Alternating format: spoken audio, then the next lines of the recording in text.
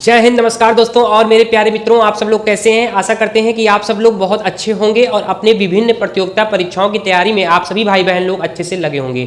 दोस्तों, आज के इस नए वीडियो में आप सभी भाई बहन लोगों का हार्दिक स्वागत एवं अभिनंदन है। दोस्तों, आज के इस वीडियो में हम लोग भारत के कुछ तटीय झीलें, द्वीप एवं प्रायद्वीप के संबंध में दोस्तों यह वीडियो होने वाला है कि दोस्तों भारत के महत्वपूर्ण झीलें जो तटीय क्षेत्रों में पाई जाती हैं और दोस्तों तटीय क्षेत्र में अपने भारत के कुछ प्रमुख द्वीप को और प्रायद्वीप को इस वीडियो में हम लोग समझेंगे। और दोस्तों इस वीडियो में हम लोग भारत के डायग्राम के माध्यम से जो भारत के तटीय क्षेत्र हैं उसमें कौन सी तटीय झीलें महत्वपूर्ण पाई जाती हैं और उस तटीय क्षेत्र में कौन से द्वीप पाए जाते हैं और कौन से प्रायद्वीप पाए जाते हैं, तमाम कुछ आज इस वीडियो में मैं आपको डायग्राम के माध्यम से समझाऊंगा। तो दोस्तों यह वीडियो आपके लिए प्रतियोगिता परीक्षाओं में आने वाले विभिन्न प्रतियोगिता परीक्षाओं में आने वाले प्रश्नों के लिए महत्वपूर्ण बनने वाला है।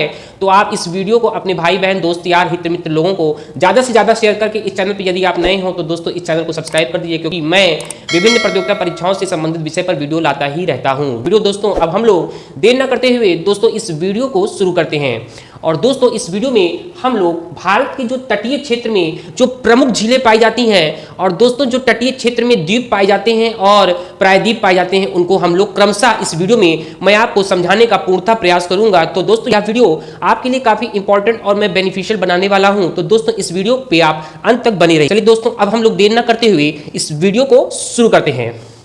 दोस्तों देखिए, दोस्तों जो गुजरात का जो तटीय क्षेत्र है, दोस्तों गुजरात के तटीय क्षेत्र में कच्छ का रण पाया जाता है। कच्छ का रण गुजरात के तटीय क्षेत्र में पाया जाता है। और दोस्तों कच्छ के रण में क्या महत्वपूर्ण बातें हैं। दोस्तों जो कच्छ का रण है ये दलदली क्षेत्र होता है और लोनी नदी इसी में समाहित होती है। यह क्षेत्र जंगली गधों के लिए प्रसिद्ध है।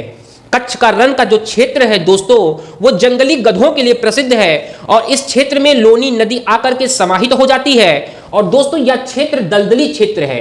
और दोस्तों कच्छ के रण में भारत का सबसे बड़ा जैव आरक्षित क्षेत्र भी कच्छ के रण को कहा जाता है। दोस्तों कच्छ के रण को भारत का सबसे बड़ा जैव आरक्षित क्षेत्र भी कहा जाता है।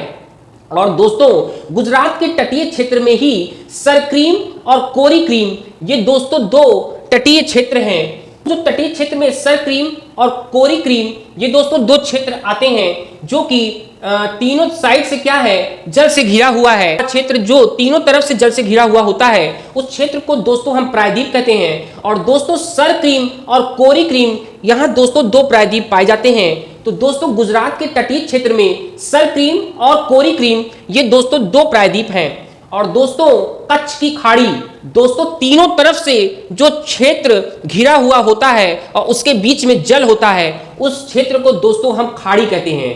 दोस्तों तीन तरफ से स्थलीय क्षेत्र हो और बीच में पानी का क्षेत्र हो वह दोस्तों खाड़ी बन जाती है और दोस्तों उस क्षेत्र को हम खाड़ी कहते हैं। और दोस्तों कच्छ की खाड़ी गुजरात में पाई जाती है। और दोस्तों कच्छ की खाड़ी की क्या खासियत है, तो दोस्तों यहाँ भारत का सबसे ऊंचा ज्वार आता है।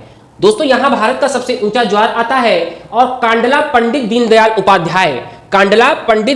उपाध्याय बंदरगाह इसी खाड़ी में स्थित है।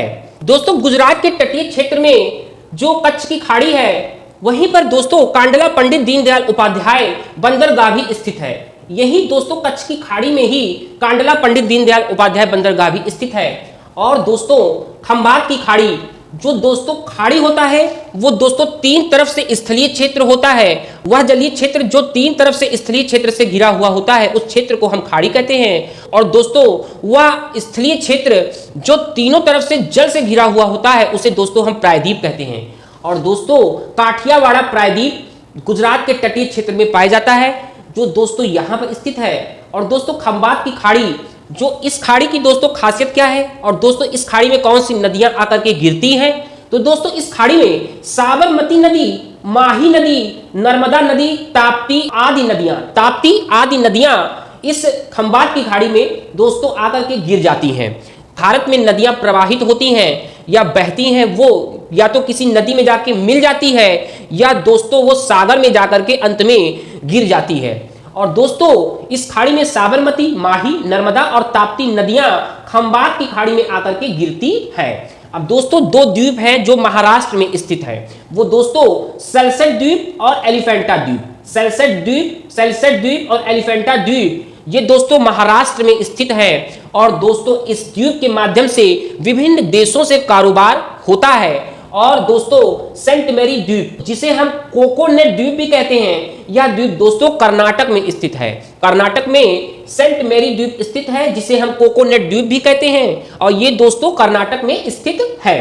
इसके बाद दोस्तों वेम्बनाड झील आती है, जो कि केरल की सबसे बड़ी, सबसे लंबी झील है। भारत की सबसे लंबी झील वेम्बनाड झील है, जो लैगून बनाती है। और दोस्तों लैगून किसे हम कहते हैं? जो दोस्तों सागरीय जल से जो जल एकत्रित होकर के झील का रूप ले लेती है, उस सागरीय जल के माध्यम से जो जल एकत्र होता है उसे दोस्तों हम लैगून झील कहते हैं। और दोस्तों वेम्बनाड झील एक प्रकार की लैगून झील है, जो कि भारत की सबसे लंबी झील है और यह झील केरल में उपस्थित है। लैगून झील दोस्तों हम किसे कहते हैं? दोस्तों समुद्र से निर्मित जो झीलें होती हैं उसे दोस्तों हम लैगून झील कहते हैं। और दोस्तों वेम्बनाड झील एक प्रकार की लैगून झील है, जो कि दोस्तों समुद्र के जल से निर्मित है।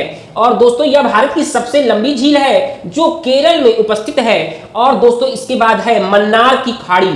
दोस्तों यह खाड़ी जो है आपका तमिलनाडु का जो तटीय भाग है, तमिलनाडु और श्रीलंका के सागरीय क्षेत्र में जो क्षेत्र उपस्थित है। और दोस्तों मन्नार की खाड़ी श्रीलंका और तमिलनाडु के मध्य में पाई जाती है। और दोस्तों पंबन द्वीप भी मन्नार की खाड़ी में उपस्थित है। और दोस्तों इस द्वीप पे रामेश्वरम मंदिर स्थित है। पंबन द्वीप पे रामेश्वरम मंदिर स्थित है।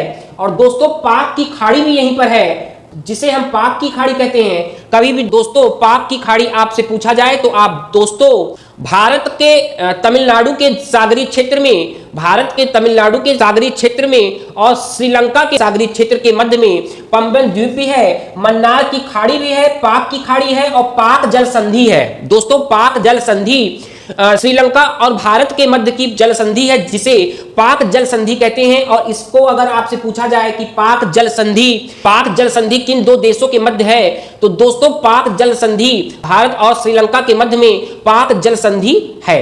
और दोस्तों पाक जल संधि से भारत के तमिलनाडु के सागरीय क्षेत्र और श्रीलंका के सागरीय क्षेत्र का जल संधि हुआ है, जिसे हम पाक जल संधि कहते हैं। और दोस्तों यही पाक की खाड़ी भी है, मन्नार की खाड़ी भी है। और दोस्तों राम सेतु, श्री राम जी श्रीलंका जाने के लिए जिस सेतु का निर्माण किए थे, जिस पुल का निर्माण किए थे, वो दोस्तों भारत के तमिलनाडु से श्रीलंका जाने के लिए राम सेतु, राम जी द्वारा बनवाया गया जो पुल था, वो दोस्तों राम सेतु है। और वो दोस्तों श्री राम सेतु भी यहीं पर ही स्थित है।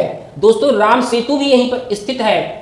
इसके बाद दोस्तों पुलिकट झील आती है। दोस्तों पुलिकट झील आंध्र प्रदेश तमिलनाडु की दोनों की ये दोस्तों झील है। और दोस्तों पुलिकट झील जो है आंध्र प्रदेश और तमिलनाडु दोनों राज्यों के मध्य की झील है, जिसे पुलिकट झील कहते हैं। और दोस्तों ये पुलिकट झील तटीय झील है। आपसे तटीय झील पूछा जाए तो दोस्तों तटीय झील पुलिकट झील है। और दोस्तों आंध्र प्रदेश में ही श्री हरिकोटा सतीश धवन अंतरिक्ष केंद्र भी है। श्री हरिकोटा सतीश धवन अंतरिक्ष केंद्र भी आंध्र प्रदेश में ही स्थित है। और दोस्तों राम सेतु, मन्नार की खाड़ी, पाक की खाड़ी, पाक जल संधि, पंबन द्वीप, ये सभी खाड़ियां और ये सभी सेतु और ये सभी द्वीप दोस्तों तमिलनाडु राज्य में स्थित है। तमिलनाडु में राम सेतु, मन्नार की खाड़ी, पाक जल संधि, पंबन द्वीप, ये सभी द्वीप और खाड़ियां और सेतु तमिलनाडु राज्य में स्थित है।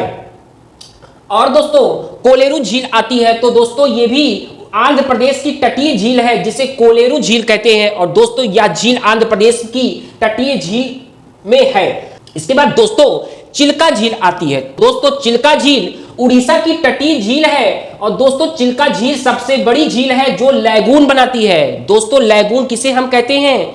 तो दोस्तों वह झील जो सागरीय जल से, सागर के पानी से झील का निर्माण करती है, उस झील को हम लैगून झील कहते हैं। तो दोस्तों चिल्का झील जो है सबसे बड़ी झील है जो उड़ीसा राज्य में स्थित है और यह झील लैगून का निर्माण करती है। तो दोस्तों चिल्का झील के बारे में आपसे पूछा जाए तो दोस्तों यह झील उड़ीसा राज्य में स्थित है।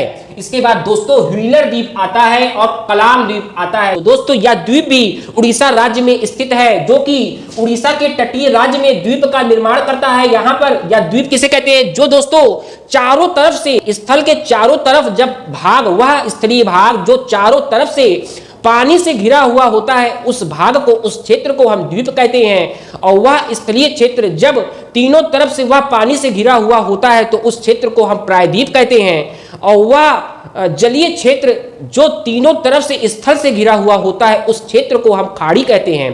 तो दोस्तों व्हीलर द्वीप और कलाम द्वीप भी उड़ीसा राज्य में स्थित है। इसके बाद दोस्तों पश्चिम बंगाल राज्य में कौन से द्वीप हैं? और पश्चिम बंगाल राज्य में दोस्तों युमवर द्वीप पश्चिम बंगाल राज्य में है। और दोस्तों गंगा सागर द्वीप पश्चिम बंगाल राज्य में है, जहां पर गंगा का सागर से मिलन होता है। बंगाल की खाड़ी में जब गंगा जी आकर के समाहित हो जाती हैं, वो दोस्तों सागरीय जल से मिलन हो जाता है, उसे दोस्तों वहां पर बहुत बड़ा डेल्टा का निर्माण होता है, जिसे दोस्तों हम सुंदरवन डेल्टा के भी नाम से जानते हैं। तो दोस्तों गंगा सागर द्वीप ये पश्चिम बंगाल में है और दोस्तों सुंदरवन पश्चिम बंगाल में है। और इसके बाद दोस्तों युमवर द्वीप भी पश्चिम बंगाल में ही स्थित है। और दोस्तों तो मन्नार की खाड़ी जो है वो दोस्तों भारत का दूसरा सबसे बड़ा जैव आरक्षित क्षेत्र है।